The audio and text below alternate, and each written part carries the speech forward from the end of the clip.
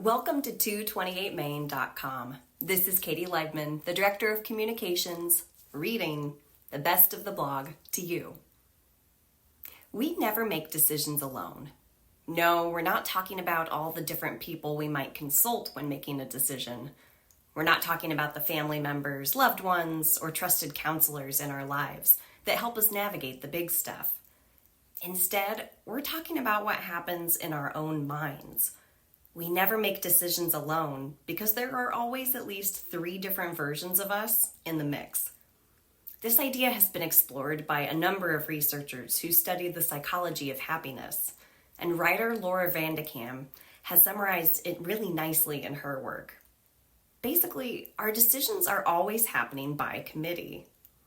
There is the you who looks forward to things, who plans or even worries about the future.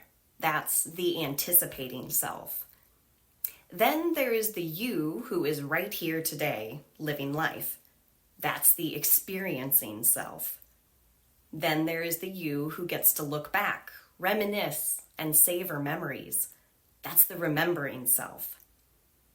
The challenge is that only one of these people has to live out the costs of each choice, the experiencing self. Consider an everyday example. Should I go for a walk this morning? Nah, it's too cold, says the experiencing self. I'm tired.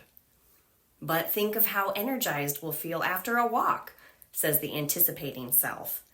Yeah, that's how we felt last time when we didn't want to take a walk, but then we did, says the remembering self. Yeah, but you bozos don't have to find clean socks or bundle up or drag your behind out there or clean the floor after we track our shoes inside. I do. And that darn experiencing self isn't wrong, but it doesn't mean she should get the final say every single time. Do you hear the good points that the other two offer? They're not wrong either. The experiencing self, the one that lives here, does a lot of the lifting and has to deal with discomfort, has a disproportionate impact on 2 other really important people. Your anticipating self and your remembering self. It's a huge opportunity.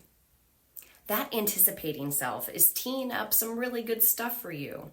She's planning for retirement, investing wisely so that you might spend well. Making the most of those chapters of life is something you can do to honor her effort.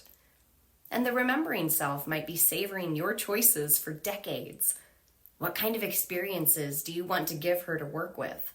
How do you want her to look back on you? It's not about getting every little thing in life just right. Sometimes a walk is just a walk, a sandwich is just a sandwich, and a paycheck is just a paycheck.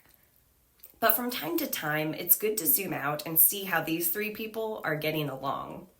When our plans, experiences, and memories are working together, life can feel very rich. What are you savoring from the past? Enjoying in the present, or looking forward to in the future? No matter where you find yourself, we're wishing, all 3 of you, some peace, comfort, and joy today. For more content like this, subscribe to our weekly email at 228main.com/newsletter. Until next time, drop in and see us at 228main.com, online or on Main.